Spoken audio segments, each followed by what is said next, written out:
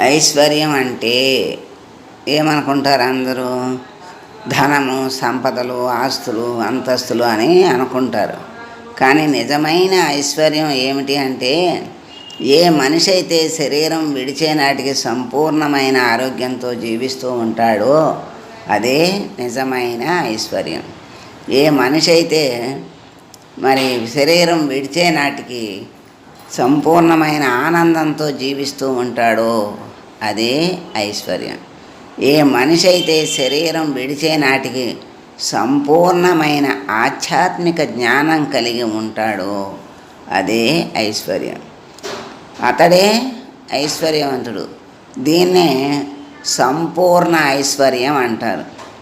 ఇటు జ్ఞానం, అటు ఆనందం, అటు ఆరోగ్యం, అదే నిజమైన సంపద.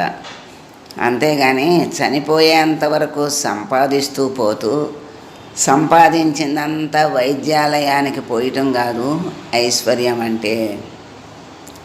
చనిపోయేంత వరకు ఇంటిలో కానీ వీధిలో కానీ ఘర్షణలతో జీవించడం కాదు ఐశ్వర్యం అంటే.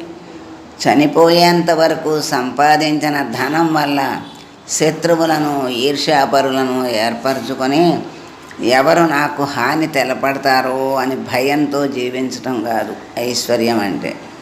చనిపోయేంత వరకు నీ నిజస్వరూపాన్ని తెలుసుకోకుండా భగవంతుని కోసం గుడి గోపురం తిరగటం, తీర్థయాత్రలు చేయటం కాదు ఐశ్వర్యం అంటే. వీటన్నిటినీ జయించిన వాడే అసలైన ఐశ్వర్యవంతుడు. శరీరం ఎవరైనా విడిచిపెట్టాల్సిందే. ఎప్పటికైనా ఎవరైనా శరీరాన్ని విడిచిపెట్టవలసిందే. పుట్టినవాడు గిట్టక తప్పదంటారు కదా. మళ్ళీ మరణించినవాడు మళ్ళీ పుట్టక మానరు.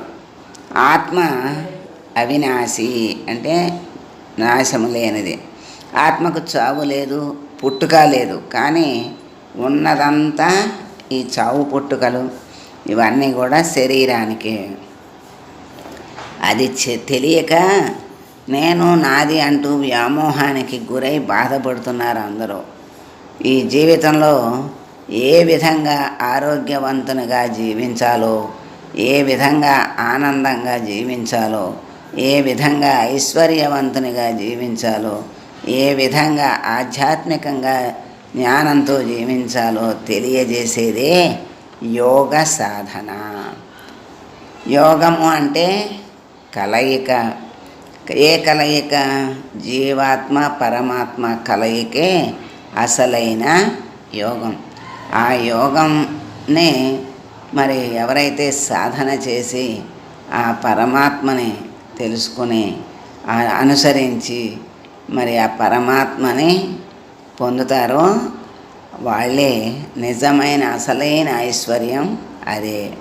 ఎవరు శరీరంతో ఉన్నంత వరకు ఏ విధంగానూ లోటుతో శరీరాన్ని వదలకూడదు. సంపూర్ణమైనటువంటి జీవితాన్ని అనుభవించి సంపూర్ణంగా శరీరాన్ని వదిలినప్పుడే పరమాత్మ అనుగ్రహం కలుగుతుంది.